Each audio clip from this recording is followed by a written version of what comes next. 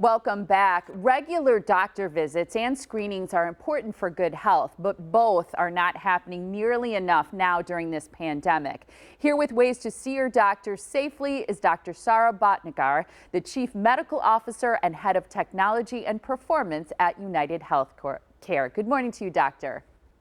Good morning, Molly. Thank you so much for having me.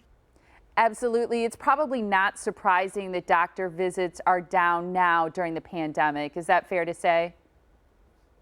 Absolutely. What we've seen, and there was a recent study just from the Centers for Disease Control last month, that 4 out of 10 Americans have avoided routine or preventative care during this time of COVID-19. And that means things such as annual wellness visits or colonoscopies for colon cancer screening, mammograms for breast cancer screening. A lot of those general preventative screenings, we've seen a significant decline from previous years. Well, and there was a time when we weren't allowed to get them. They were only doing things that were critical.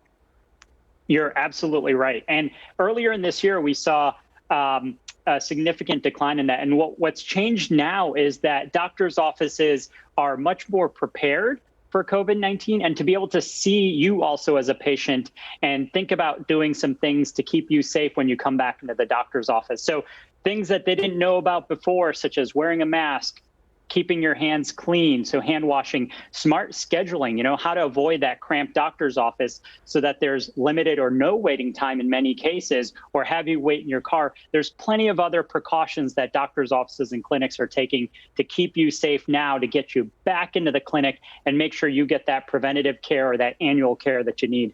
I agree, Doctor. I've been impressed actually with what I've seen at different offices that I've visited during this time. And I was hoping that you might comment, if you would, on the consequences that you're seeing with people delaying visits, routine visits perhaps, to doctors, as well as those screenings. Yeah, the consequences if you delay care, avoid care is staggering. There's a recent data study just from the National Cancer Institute, and we were just talking about breast cancer and colon cancer alone, for example.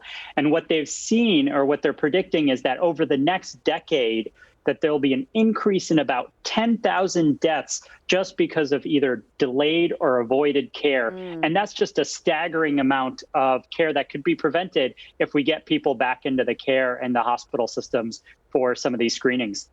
Well, I'm sure that you understand why people are hesitant to visit a doctor's office or get a screening, because we think, well, it's not necessary. I mean, if we have to get care that's urgent, people are going.